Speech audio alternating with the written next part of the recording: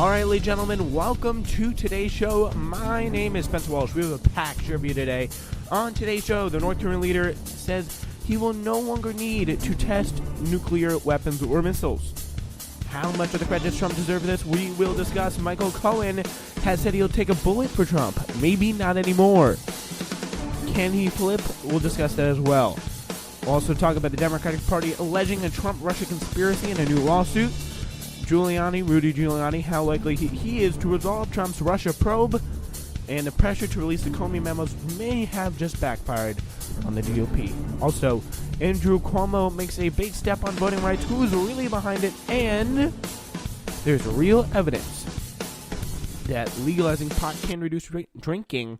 We'll discuss that for our last story, kind of perk things up a little bit. But today, also with us, we have Glenn Bradford. He is making his return, and we are so happy to have him back. Hi, Spencer. Good to be back. Yes, all right. We always try to get him on as much as we can when he is available, of course, as well. So, in North Korea, their leader Kim Jong-un announced early Saturday his country would no longer need to test nuclear weapons or long-range missiles and would close a nuclear test site. The nuclear test site has done its job, Kim said in a statement carried by North Korean state media. So when he says that, he's got to mean, I'm guessing, that he's brought the Americans kind of to the table, and they're now going to be negotiating, and he's going to like an actual powerful seat at the world table with this summit between Trump and Kim Jong-un. Right. It's a big deal to him that the Americans are, coming to the table and giving him and his government some respect on the national stage. This is the kind of thing that he's craved, and he's getting it. And it's interesting that he's making these conciliatory announcements ahead of the summit. I'm not sure what to make of that, but he seems to be, trying to get the Americans and the South Koreans on a more friendly basis now. Yeah, that does make sense because, it has to be more, if he can, do you think people really, like the countries of the world will actually be willing to let him back onto, like, kind of as a global power player, like their country to the south of them, like South Korea, Japan, etc.? Or, there is a good chance they will kind of be shunned because of all the chaos they've caused over the past, 50 years with the nuclear program. Yeah, I think that Kim Jong-un is more frightened for his life than anything else, and what he hopes to accomplish by sitting down with the Americans is that his regime will survive. He might be interested in reuniting North and South Korea under one country, although the politics of that could get very complicated very quickly. So it's not real clear what his motives are beyond self-preservation at this point. Yeah, so that does make sense. There are, from what I can understand, pretty big economic troubles. Kim's announcement came just days before a scheduled summit meeting with President Moon Jae-in of South Korea. Kim is also planning to meet with President Trump soon. It was the second time in 2 days he made what appeared to be a significant concession in the United States, but in reality cemented the status quo. North Korea has really already stopped testing its weapons in a major way, at least. Kim also made no mention to his latest remarks of dismantling the nuclear weapons and long-range missiles North Korea has already built, but on the contrary, he suggested he was going to keep them. So what has been President Trump's reaction to this news so far? Well, it's been positive. The concessions that North Korea has made already, the fact that Americans can keep their troops in South Korea, they can even continue to do military exercises and drills. are all positive signs that I think President Trump has recognized. But I also think he's a little bit wary of the upcoming negotiations, and because he said earlier this week that if they don't go well, he'll leave, or he may not even go if he doesn't think that the meetings will be fruitful. Mm-hmm. So he's just kind of putting all options open on the table, you would say. Pretty much, yeah. I mean, he's hopeful, and I think that's pretty true of most of analysis that's gone on, by experts in the field. That it's hard to gauge how much you can trust the North Koreans. I mean, they've already gone back on certain agreements that North Korea had agreed to at summits, and so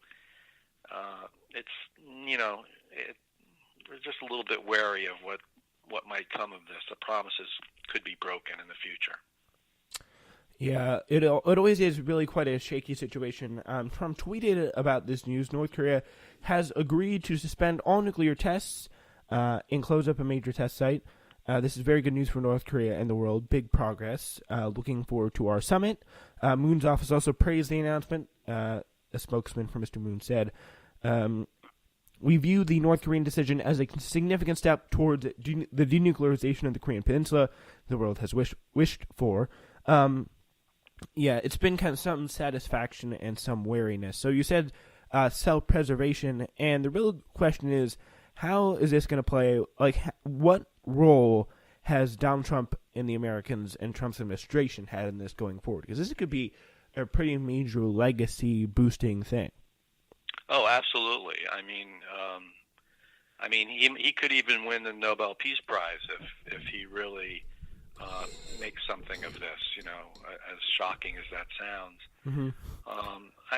I should say that self-preservation is the one thing he's after, but the other thing he's probably after, and I neglected to say this before, is that he wants these sanctions lifted. Apparently, the sanctions are taking a toll on his country, and certainly that's going to be something he's going to want in any kind of agreement.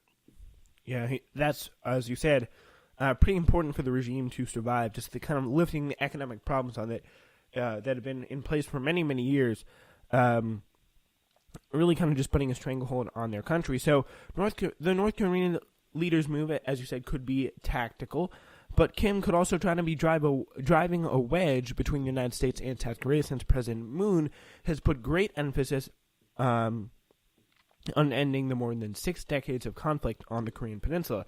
So yeah, there is that very kind of back and forth situation between the rhetoric towards North Korea from America and the rhetoric from South Korea, and it seems so far that South Korea's has been more effective. Yeah, and you can understand why the Koreas would want to ease tensions and maybe even if it's just a symbolic thing to say that the war is over, and all of that is good. I mean, I still think that America and South Korea are going to have good relations going forward, as long as Trump doesn't do something to upend that. Mm-hmm. But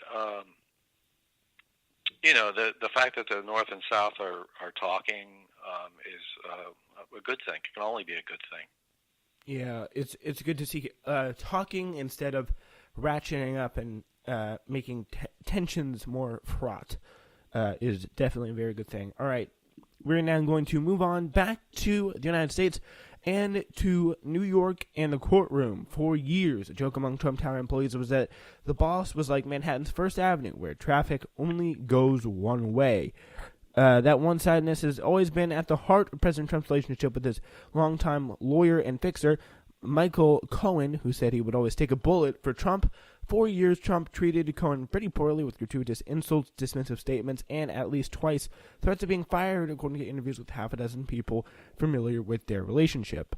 And obviously, that does take some pretty big. It takes a pretty big toll on Trump here, and could explain why he's so worried about it with the events this past week in court. As now it's very probable he could spend a significant amount of time in prison. So, I mean, how screwed are the Trump is the Trump administration here with Michael Cohen if he decides to turn?